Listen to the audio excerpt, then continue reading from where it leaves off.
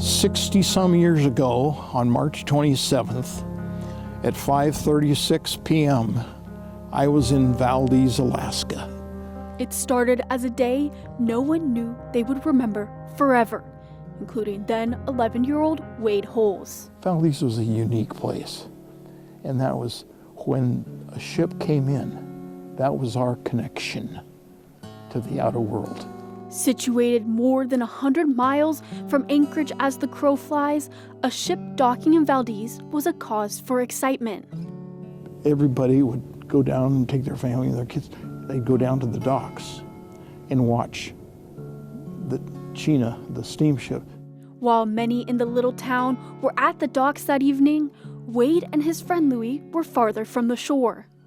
We were done with school. If I could have helped him deliver his paper route, he was going to come to my house, spend the night, and we were going to play all Saturday. In that moment, Wade and Louis found themselves only about 50 miles from the epicenter of the world's second largest quake. I looked up at the mountains that were above, and this a horrible noise that's hard for me to describe. The pair abandoned their attempt to enter a nearby building. And then a crevasse was opening right near me and Louis. At that age, we had no concept of what was happening. The shaking continued to rock the region for minutes. I was standing right there, seeing a crevasse open up and close and open and close. A pet dog caught in the fissure. I saw Tyke, the back end of him, go into a crevasse, and he was just hanging on to the top ground with his two front paws. And I saw the crevasse close on it. And then it opened back up again.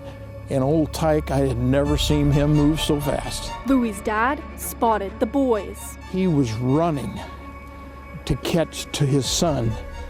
And I swear, the road that he was on, he was going from side to side in my vision. After the ground stopped shaking, Louis and Wade headed home, not knowing an underwater landslide had triggered a tsunami that had taken out the docks, and many of the people greeting the China with it. I was not aware of all the disaster that had taken place down at the docks. And I was not aware of all of my friends that had lost their lives. Up to that point, my parents didn't know if I was at the docks too. Wade's name could be found on the missing persons list. Finally, I got there to my mom and sisters, and my dad came running in, and he says, Wade, where have you been? His mom whisking the family off to higher ground, concerned a bigger tsunami was approaching. When the tsunami hit, I was sitting with my mom and two sisters in a car on Thompson Pass. His dad, the town's postmaster, staying behind, preparing for waves to submerge Valdez. He saved everybody's mail that were in the mailboxes, probably Social Security checks, things that helped people survive. And he went down and stayed in town and put those things in a waterproof, fireproof safe. The devastation continued.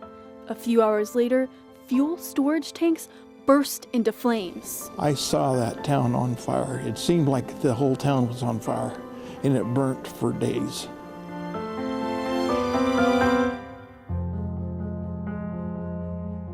Six decades later, Wade relived the quake's impacts. A lot of bad came from that earthquake. I lost friends. A laminated list of lives lost, still with him today. What name on here means the most to you? The Stewarts, because I knew all the kids from school. And I was excited that they had just joined the church. Taking a moment to recall those who didn't survive. Then I realized the significance of the Great Alaska earthquake. 60-some years later, these are moments Wade will never forget. There are impressions that are seared into my brain.